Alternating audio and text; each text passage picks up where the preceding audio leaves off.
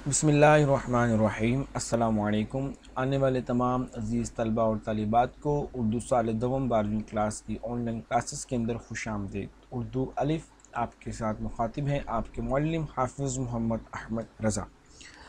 हवाई हमारा सबक जारी सारी है और हम हवाई के एक मौजू पर बात कर चुके हैं। तशरीहात पर बात कर रहे हैं, तशरीह के हम नकात पर गुफ्तगू कर रहे हैं, सियाक़ व सबाक़ के हवाले से बात करते हैं और कसीरुल इंतखाबी सवालात और उनकी तफसील के हवाले से बात है और ख़ुलासे की मुफस्सल गिराहों पर भी अल्हम्दुलिल्लाह हम साथ साथ बात कर रहे हैं। मज़ीद अगर ये कि मैं आपसे शेयर करूँ तो हम हवाई के जो है बेगम अख्तर रियाज़ुद्दीन के तारुफ़ पर बात की, आपकी पैदाइश और मौजू हवाई पर मैंने डिफ़ाइन किया कि ये अमेरिका की 50वीं रियासत है और इसका जो दारुल हुकूमत है वो होनोलुलु है। ये हवाई रियासत का नेम है। हवाई असल में सबक का तारुफ़ के साथ साथ मुसन्निफ़ का तारुफ़, सबक के अहम नकात, सबक के अहम नकात तशरीही के एतबार से, सफ़े के एतबार से दोनों सनाफ़ में दोनों तरफ में आपके साथ शेयर कर रहा हूँ। सबक का तारुफ़ व अहम नकात इस पर बात हो रही है। हवाई पर इंशाअल्लाह हम मुफस्सल गुफ्तगू को जारी सारी रखेंगे।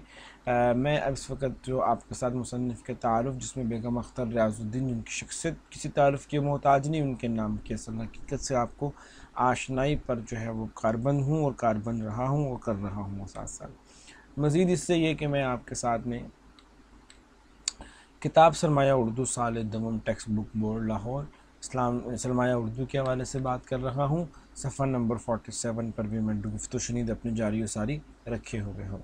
इंशाअल्लाह इससे आप मुस्तफ़ीज़ होंगे। पेज 47 में डिस्कस कर चुका हूँ। आज पेज नंबर 48, 49 एंड 50 इंशाअल्लाह 48, 49 और 50 पर हम बात करेंगे, तफसील के साथ गुफ्तगू करेंगे और मैं इनके अहम नकात के हवाले से भी इंशाअल्लाह आपके सामने चंद गुजारिशात पेश करता चला जाऊँगा। चलते शुरू करते हैं पेज नंबर 47 से 48 की तरफ। जी, पेज नंबर 47 पर लास्ट टाइम बात हुई थी, हमारी बड़ी मुफस्सल अंदाज के साथ हमने बात की थी 47 के हवाले से। अब जो हम बात कर रहे हैं इंशाअल्लाह मज़ीद जो गुफ्तगू है हमारी वो है जी पेज नंबर 48 के हवाले से। पेज नंबर 48 क्या है ये देखते हैं। पेज 48 के बारे में इंफॉर्मेशन होना भी ज़रूरी है। 48 पेज पर हमारे पास जो इस वक्त बात हम कर रहे हैं वो है कुछ अहम नकात आपके सामने रखता हूँ। बेटा ज़रा कोशिश कीजिएगा कि आप इससे मुस्तफ़ीज़ हों। पेज नंबर 48 के हवाले से कुछ अहम नकात हैं, इंशाअल्लाह उस पर बात करते हैं। पेज नंबर 48 है जी। सबसे पहले तो इसमें चंद एक तशरीही नकात अर्ज़ कर दूँ, आप नोट फरमा लें। पेज नंबर 48 है। फूलों से इस्तकबाल और हसरत ना तमाम, शोहर से दरी ना शिकवा, दुनिया के मुख्तलिफ़ मुल्कों के मतला मुख्तलिफ़ यानी कि औकात में फ़र्क होना, निस्वाने हिस्स मर्दों का घरेलू रवैया और मुसन्निफ़ा की शोहर की सुस्ती व काहली पर तनक़ीद का उनको निशाना बनाना। अब ज़रा समाअत फरमाएँ कि इस मौजू पर उन्होंने क्या क्या बातें कही हैं। अब बात ये थी कि मैं पढ़ता हूँ थोड़ा सा, ये देखिए। रात को 10:30 बजे हवाई जहाज़ दारुल हुकूम सल्तनत होनोलुलु में उतरा। मियाँ को तार दे दिया था, उम्मीद थी कि वो हवाई अड्डे पर हार लेकर पहुँचेंगे। जज़ीरा हवाई की एक रस्म दरीना है कि आने वालों को फूलों के हसीन कदरों से इस्तकबाल किया जाता है, इसलिए ये अरमान था कि कम अज़ कम मियाँ तो फूल निशावर करने पहुँच जाएंगे ही। लेकिन अख्तर मियाँ रियाज़ुद्दीन साहब हस्बे मामूल गायब। रात का वक्त मुझे इनका पता भी नहीं मालूम। जनाब बिल्ली की तरह 3 घर तब्दील कर चुके थे। हवाई की यूनिवर्सिटी में फ़ोन किया तो इन्होंने कहा ईस्ट वेस्ट सेंटर से पूछो। इतने में एक टैक्सी वाला आगे बढ़ा, मैं वहाँ था कि आपको ले जाता हूँ, बाकी फिर देखा जाएगा। हाई राइज़ हॉस्टल तक पहुँचा तो ऊंची ऊंची इमारतें, बत्तियाँ जल रही थी, तलबा पढ़ रहे थे, लेकिन हमारे मियाँ नदार गुस्सा और परेशानी दोनों मिल गए थे और जनाब कहीं पर मौजूद ही नहीं थे। असल में जो मियाँ साहब ने को ख़त लिखा गया था वो 24 घंटे का फ़र्क है। बेसिकली 24 घंटे का पीछे थे, इसलिए अक्सर तारीख़ों में गड़बड़ हो जाती है। अब इस वजह से वो ان کی سہیلیوں نے سمجھایا کہ تار پڑنے میں غلط فہمی ہو گئی ہے، ہوائی کا وقت جاپان کے وقت سے 24 گھنٹے پیچھے ہے۔ تو آپ نے جو تاریخ عرض کی وہ تو ابھی آنی ہے، اس لیے یہ صاحب آپ کی تشریف نہیں لائے۔ اب یہ بات بالکل جو تھی وہ ایک ناقابل برداشت بھی تھی اور ایک ناقابل فہم بھی تھی، بندہ غلطی بھی اپنے ہی اور پھر دوسرے کو کہہ بھی نہیں سکتا تھا۔ یہاں پر ایک لفظ استعمال ہوا ہے ہانگ کانگ۔ تو جنوبی مشرقی ایشیا کے برطانوی نوآبادی بحر الکاہل میں بینکاری کا سب سے بڑا مرکز، سمگلنگ، منشیات اور جوا بازاری کا عالمی اڈہ، جہاں 40.5 لاکھ کی آبادی کے لیے 7,000 سے زائد پولیس فورس متعین ہے۔ ہانگ کانگ دنیا کی بہترین اور آزاد بندرگاہوں میں سے ایک بندرگاہ ہے۔ ٹھیک ہے جی، ایک تو یہ بات جو ہے وہ یہاں پر بیان کی گئی ہے۔ ساتھ ہی ساتھ جو یہاں پر ایک اور 2-3 چیزیں ہیں وہ عرض کی گئی ہیں کہ گرستن وہ ہوتی ہیں جو شریکہ مند خاتون ہوتی ہیں، ان کے حوالے سے یہاں پر بات چیت کی گئی ہے۔ اور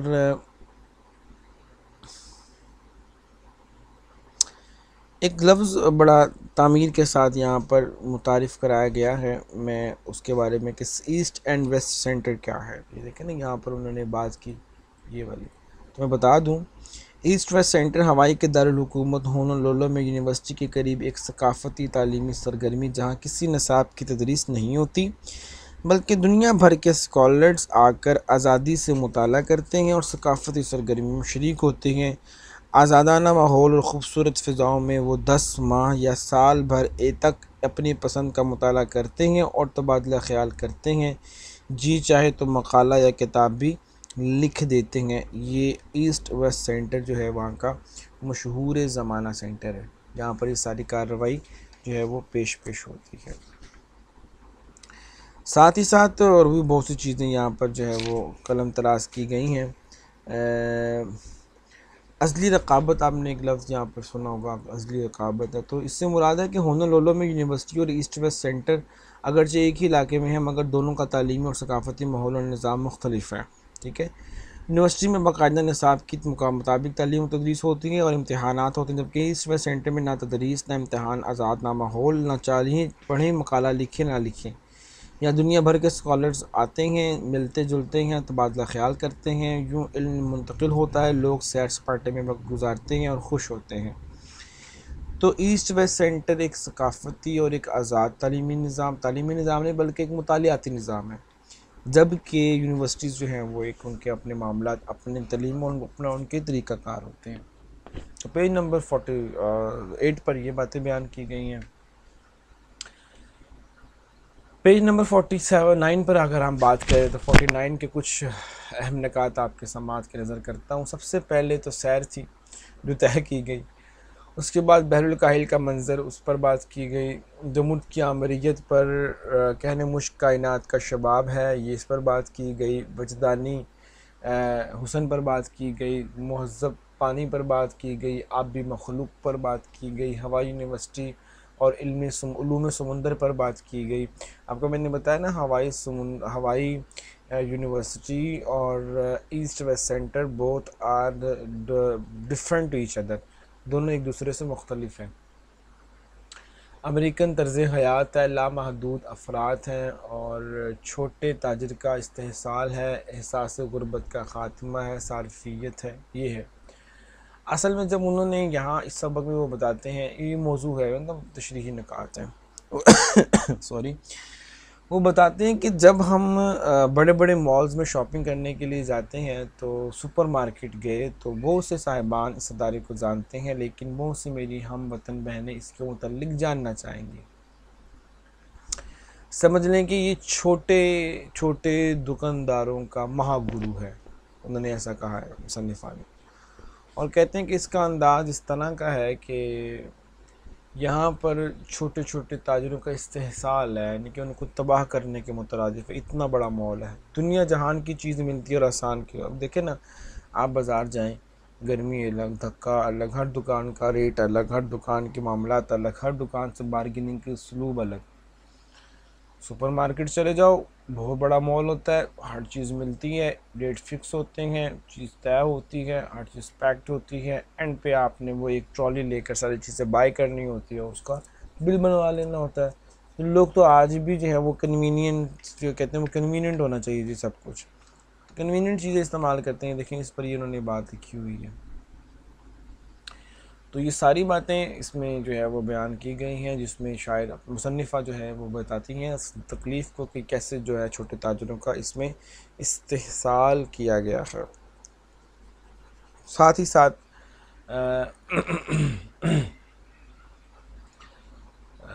یہ اس میں جو چند ایک باتیں تھیں وہ میں نے عرض کر دی ہیں۔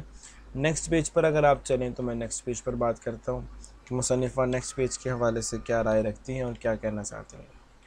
صفحہ نمبر 50 ہے۔ وہ بتاتی ہیں کہ سیکنڈ ہینڈ سامان خیرات کا جذبہ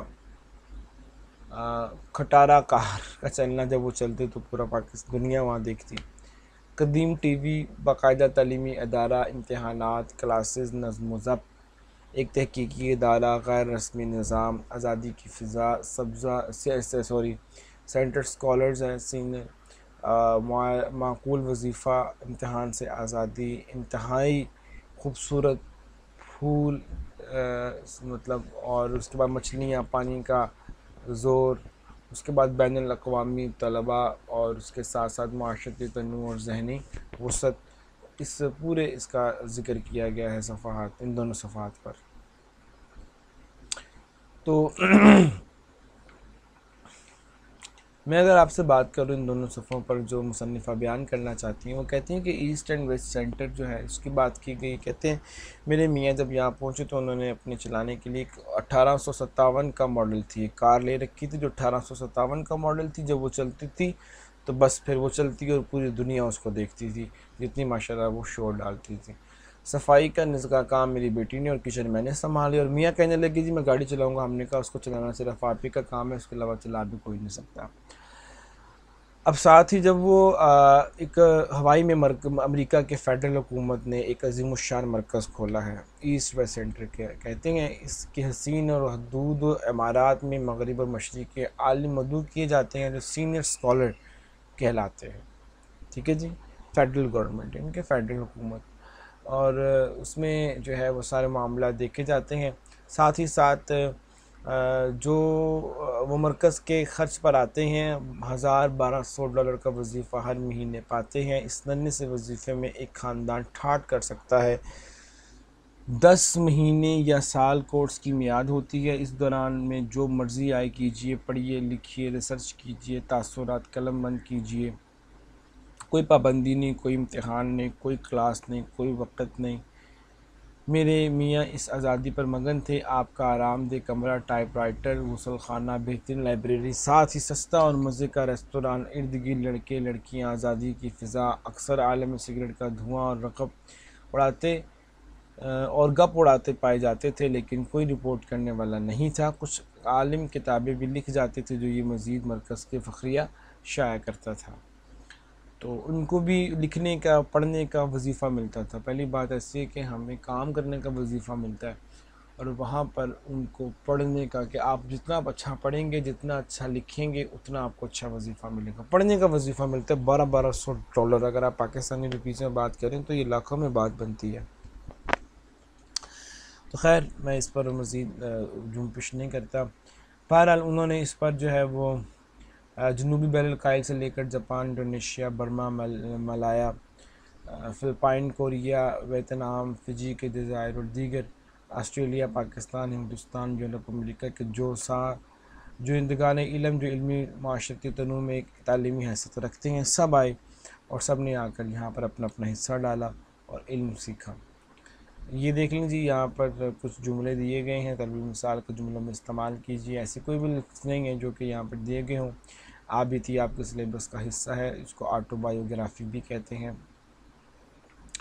میں نے جو ہے اس کے حوالے سے آپ کو معاملات تفصیل سے عرض کر دیے ہیں آبیتی کے۔ انشاءاللہ مجھے امید ہے کہ میرا اس لیکچر سے آپ مستفید ہوئے ہوں گے اور آپ کو حتی الامکان اس لیکچر میں کوئی اگر مسئلہ پیش آتا ہے تو آپ مجھ سے ضرور شیئر کیجئے. میں انشاءاللہ آپ کو آپ کے معلم ہونے کی حیثیت سے بتانے کا حق رکھتا ہوں. میری اخلاقی ذمہ داری ہے. میں انشاءاللہ اس میں آپ کی رہنمائی بھی کروں گا اور آپ کو اچھے انداز کے ساتھ گائیڈ بھی کروں گا. اپنا ڈھیر سارا خیال رکھیے گا. اپنے معلم کو اجازت دیجیے. اللہ حافظ.